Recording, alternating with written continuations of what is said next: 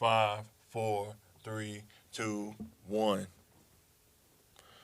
Welcome back to Mike Podcast, Mike Talk Podcast. And today's topic is do not stop improving yourself. Life life's all about improving yourself. Don't stop improving. Don't get stuck at one place. Don't get stuck at a circumstance.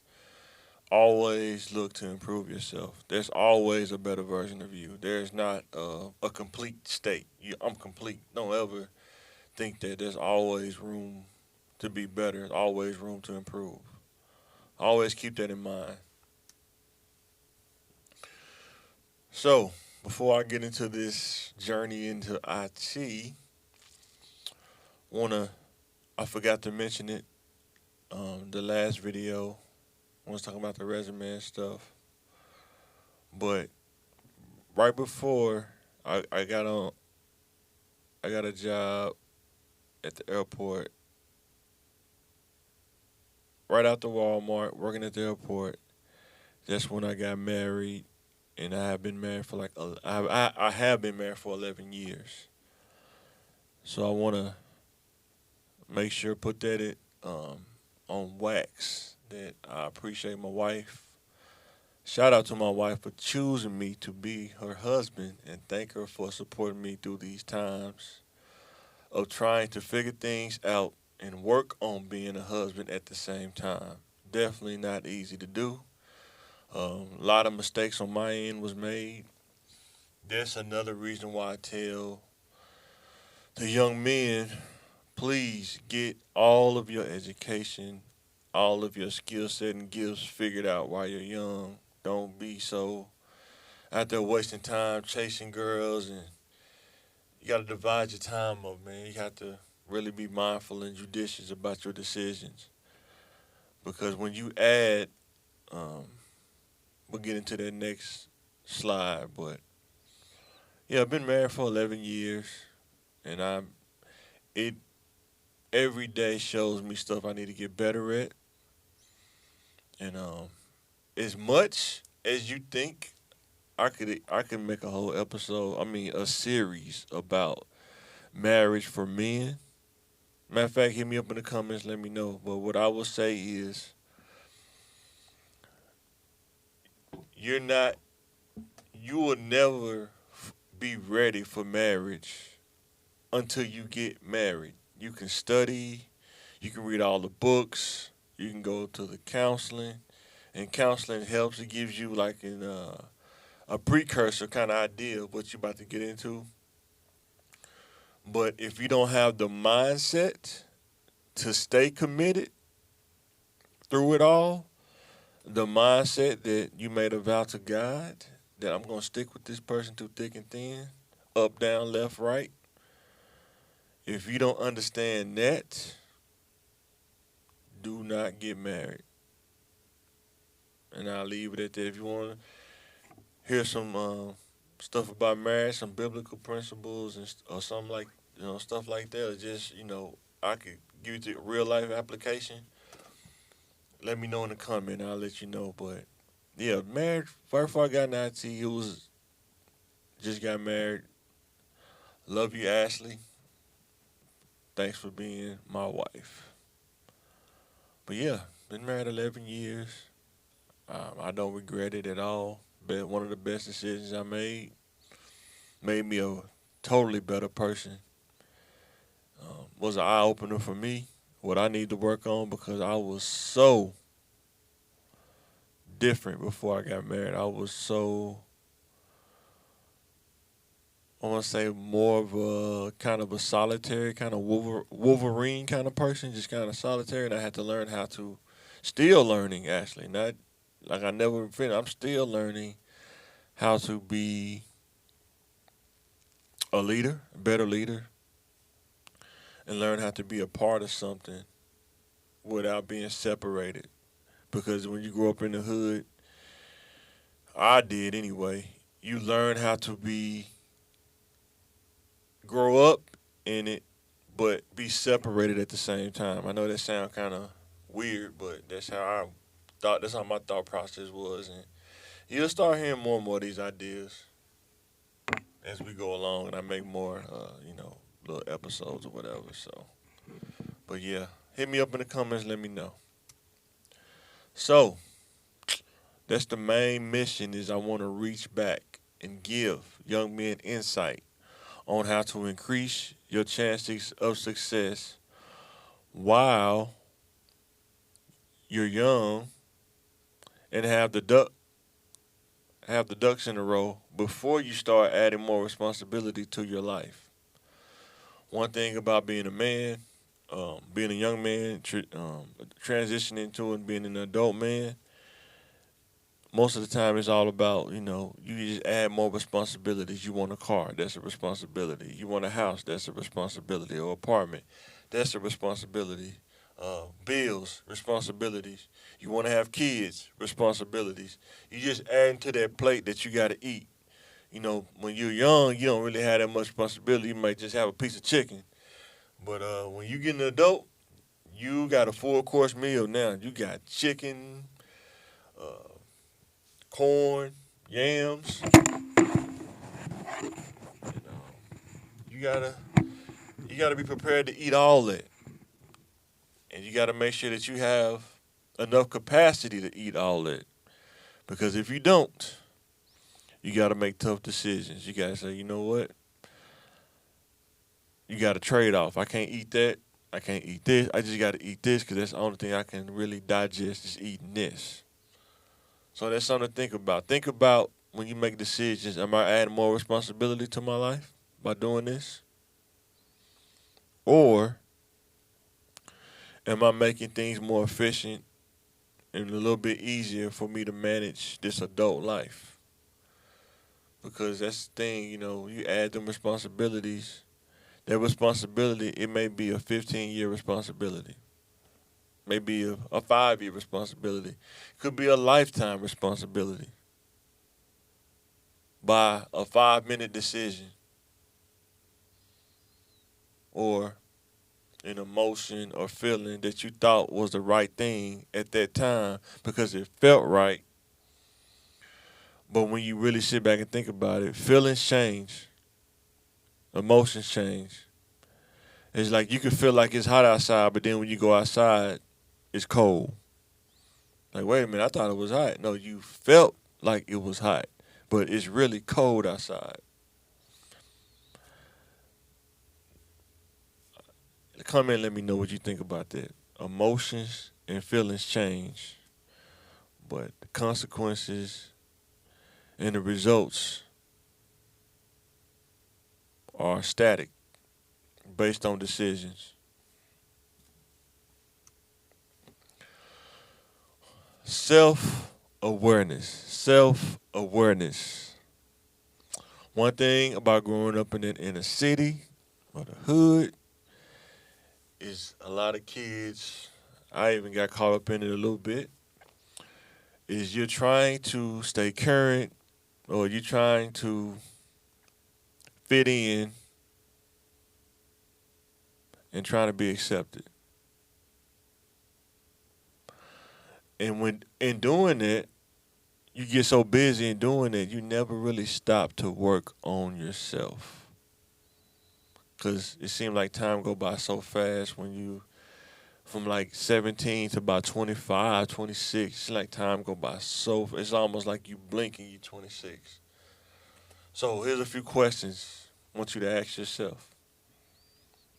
How are you doing mentally? What do I mean by that? How are you doing mentally? Like, are you in a good place?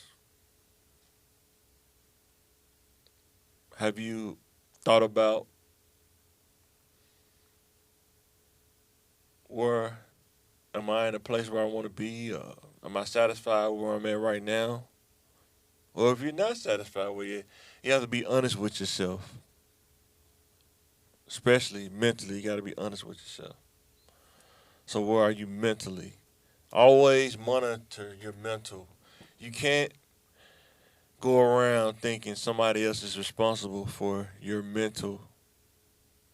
What am I say? Mental health. there's something that you have to manage. There's something that you have to be honest about.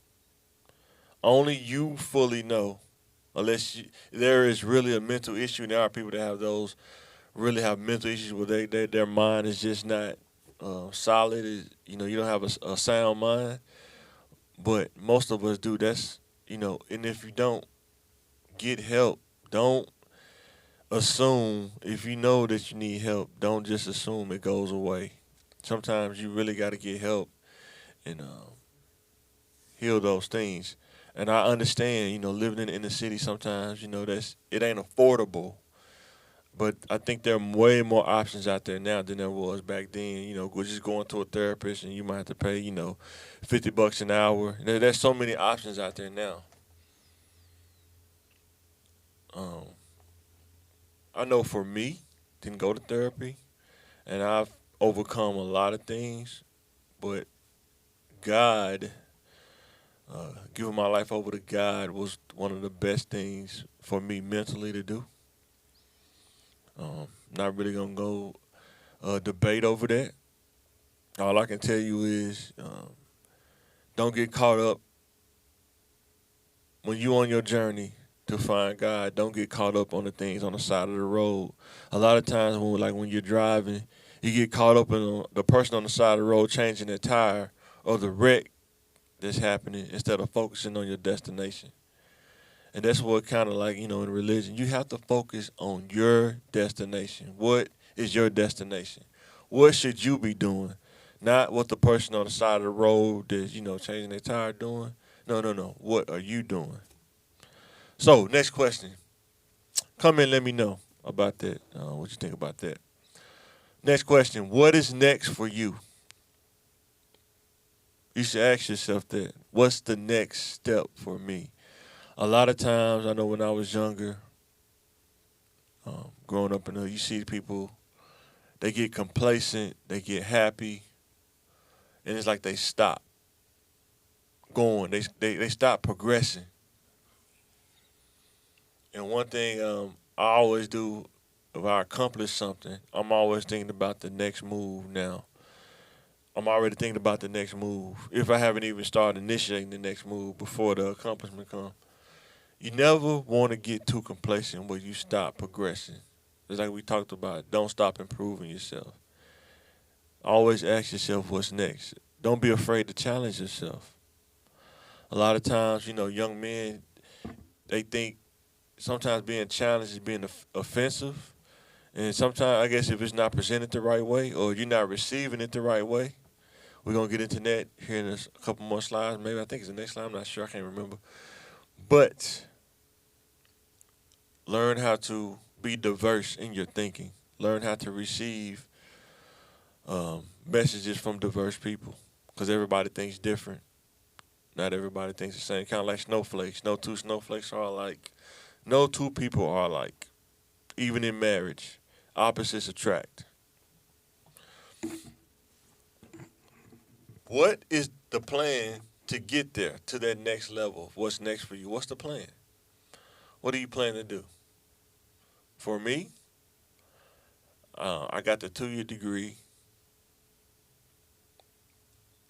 worked at an ISP place, and let me tell you that it was as a contractor, it was great. Worked there for about 3 years, got laid off. Then I started going into the actual field of IT, doing different IT jobs and stuff like that. I remember when I got laid off. That's why I always appreciate my wife. And I told her on the phone, I don't know what's gonna happen, but I know we gonna be straight, and I know we gonna make it. I can promise you that. But I don't have a crystal ball. I don't know what's gonna happen.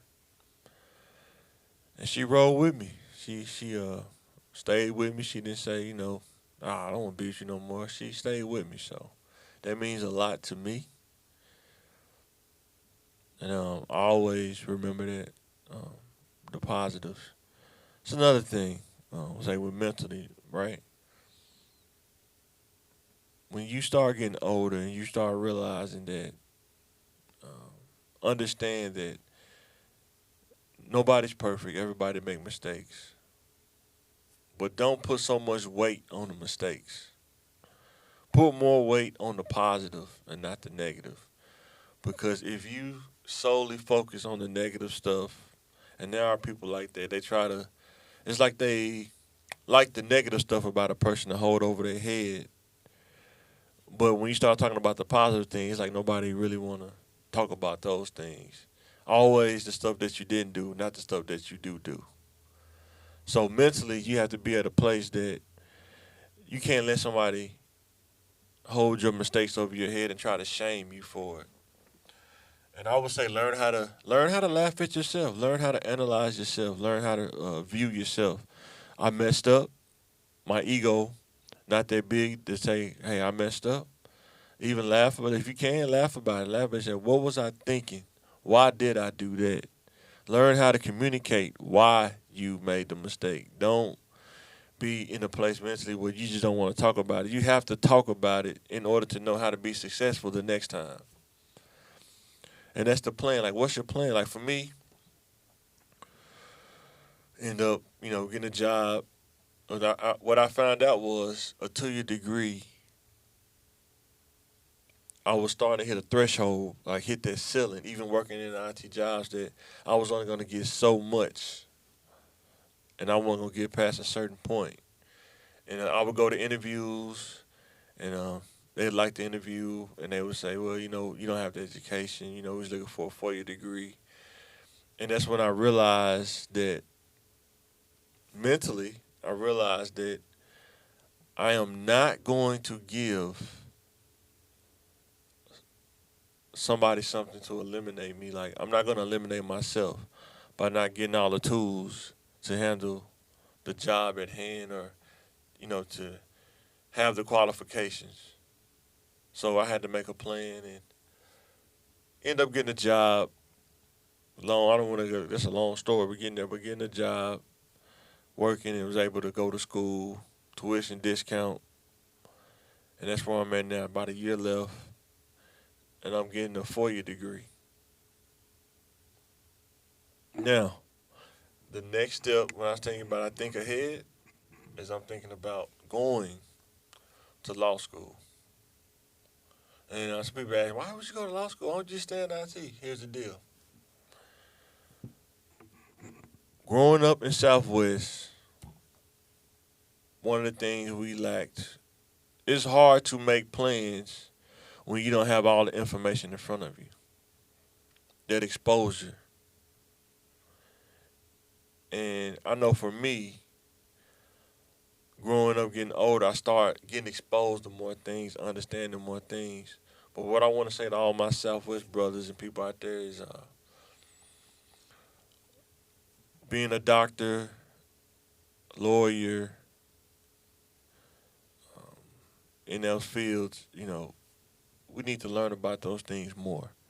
Sports is cool, but how many people really make it in sports like pro? It's a very small percentage of people that make it in pro sports.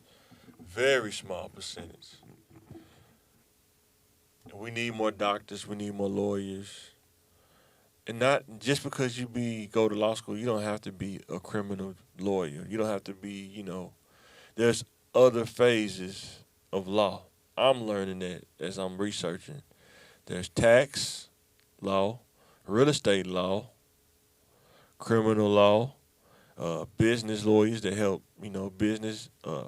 help businesses merge and buy other businesses, business transactions, all kind of stuff out there. But I did not know that in high school, when I was younger. Didn't know none of that. I always thought lawyer was like Johnny Cochran in court defending um, people from, going to jail. Didn't know it was so many other phases, contracts, stuff like that. And that's the next question, going into the next question. What is your vision about where you are trying to go? What's your vision? Especially to my young brothers, because like I said, I'm a man. I'll talk to the younger men. It can go for the ladies too. But what's your vision? And what is your vision based on? Because like I say, if you don't have the exposure, you don't have all the information in front of you sometimes, You have to be able to be flexible enough to make adjustments to your vision because you didn't know everything that you need to know, but you still need to make a vision and a plan about what you're trying to do and where you're going. Because if you don't, you just be lost. You're gonna be somebody else's plan. So always think about that. Every year, what's your vision for the year? What's your vision for the week? But what's your vision for the year? You should want to progress in in a positive way every year. You should want to exponentially grow. You should want to grow every year. You should not want to be the same or be stagnant. You should want to grow every year. You know, everybody grow at different rates, but you should want to grow. Do some growing every year. It's like marriage. The first year of marriage, you should not want to be the same at year. I shouldn't be the same like I was at year one, at year 12. I shouldn't have to be on that same level. I should be like a year 12 of marriage. I should have some sense by then, to improve on. Not saying I got all the sense, but I should have enough sense to improve on, to keep improving. Now, here's the thing I really want to hit on. Then I'm about to close out this thing. I don't want to talk too long. Improve yourself, improve your thinking. Do not stop improving yourself. In life, you will find out that there are many prisms that factor into thinking. So I think, can I move to the side so we can see this? Let me see. Hold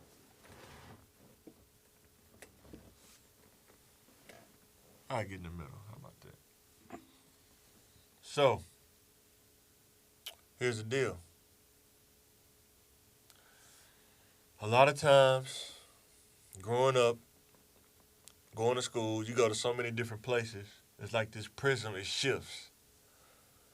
When you go to thinking about things, is it good or is it bad or is it wherever you are on a prism? Sometimes at home, it may be good, but then when you go to school, it may be bad. Based on what people think about perception. That's why I say don't let perception factor into your prism of thinking. You have to think for yourself. You have to have your own line of thinking for yourself. I know for me, I am more of an internal person than I am an external person. Meaning is that I think a lot in my head, and I may not even say it out loud, but I'm processing and thinking in my head. I'm always analyzing things. I'm the type of person that if I walk into Walmart, I'm probably looking at 5 or 6 different things. Not the groceries, not the. I'm looking at the IT infrastructure. They got this many routers. They got cameras. That camera not real. Looking at their point of sale system, what they use for this, what kind of software they're using. You know, um, I'm looking at stuff like that, along with grocery shopping. That's how my brain works. But I'm not even saying it out loud. It's just processing in my head. I got 5 or 6 things going on. An external person, they're super uh, um, talkative. They can pretty much communicate everything. Sometimes some people say they wear their feelings on their sleeves. Real vocal. Just depends on how you look at the prism. When I got married, I had to work on my on this prism of being internal. I had to really work on, and I'm not all the way external yet. I'm still working on it.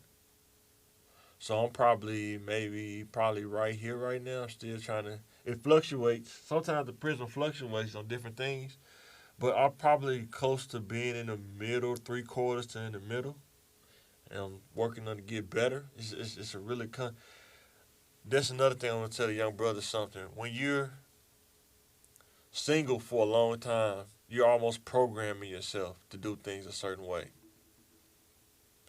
But then you try to change and say, I want to get married. Now you have to deprogram. some of these things on the prism. This is just four, but it's way more. I mean, I could make a whole series about, the prism of thinking, but it's so much more than this. And another thing, growing up in the inner city, there's people who like peace and there's people who like conflict, but they're all mixed in together. But the thing is, you cannot have the same on this prism. You can't have two people that like conflict. That's like a ticking time bomb. You can't have two people that like peace. Now it's like a cold war. Nobody says nothing to nobody. It's always quiet. If somebody get offended, they just don't say nothing. They just kind of just think about stuff in their head and they just keep it moving. So you gotta find that balance between conflict and peace. The reason why I don't like conflict a whole lot is because it's like a 50-50 chance, especially when you become an adult. Something crazy could happen. You think about all the violence, shootings and things of that nature.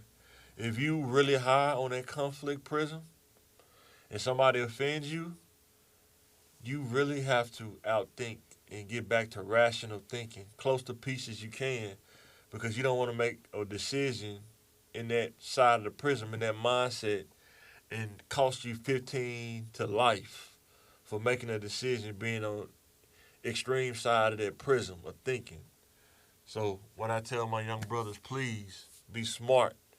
Don't let your circumstance, don't let your uh, mindset or that current circumstance of conflict cause you to um,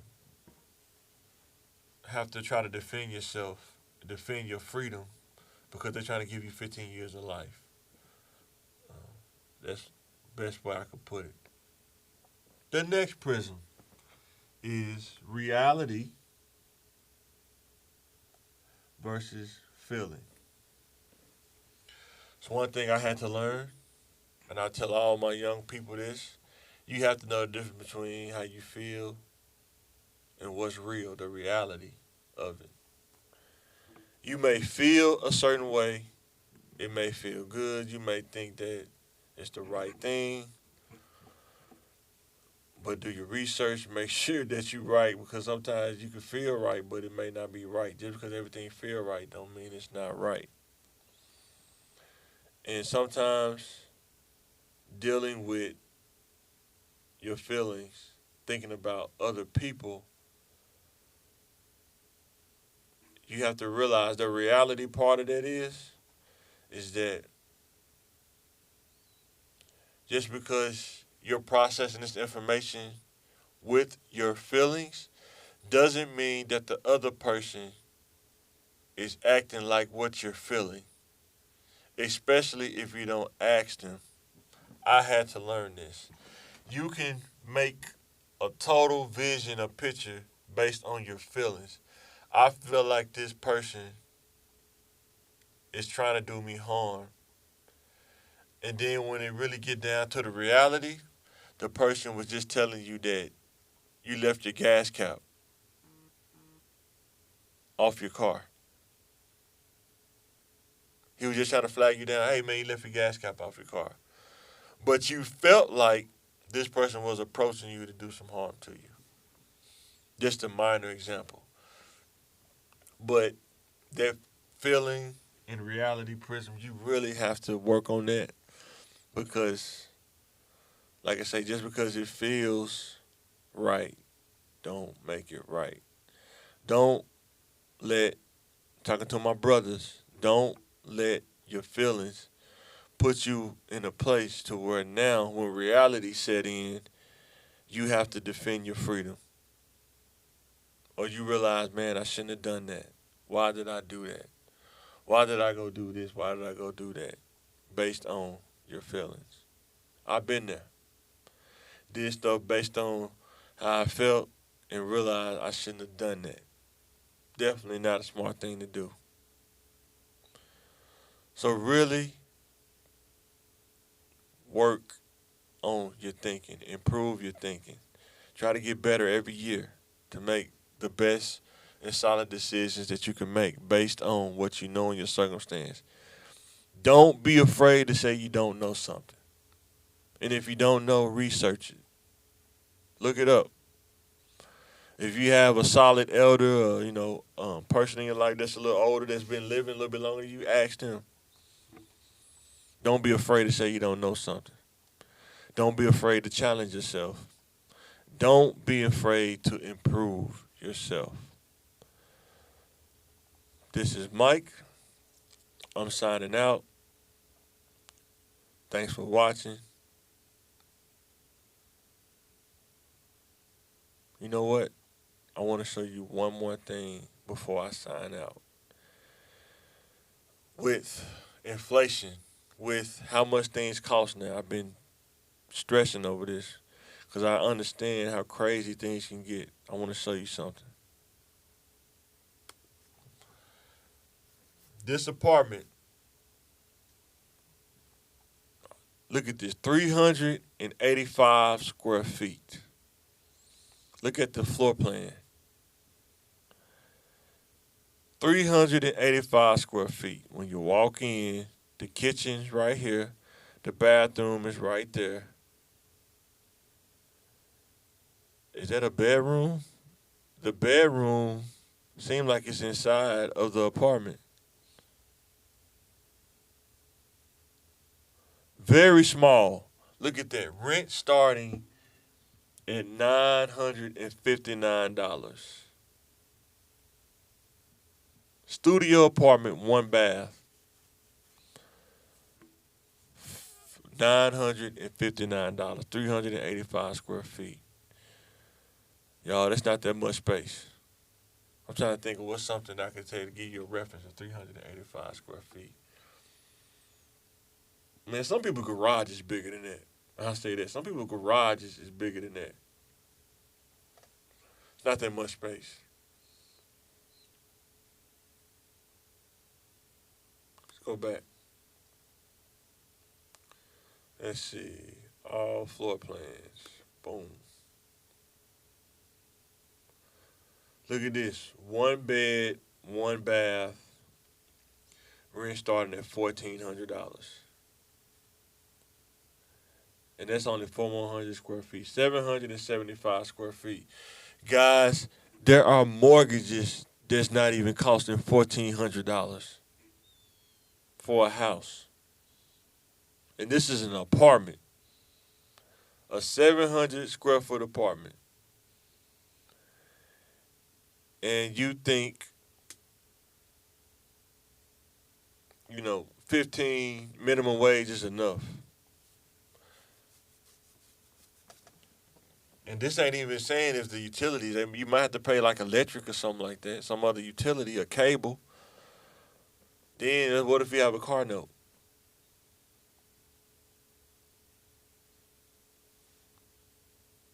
I mean, look at this. One bed, one bath, 680 square feet, 1509.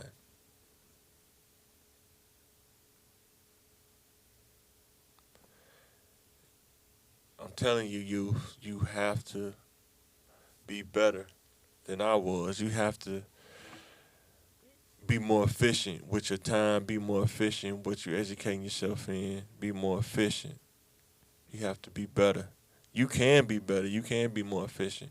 Because if you don't, this kind of thing, I don't know how you're going to foot that bill. It's going to be tough. Minimum wage is not going to cut it. It's not. I'm going to leave it at that. Thanks for watching Mike Talk Podcast. Like, share, subscribe. Help me get to 1K. That's my first goal. That's my vision. Get to 1K subscribers. I'm signing out. Thanks for watching.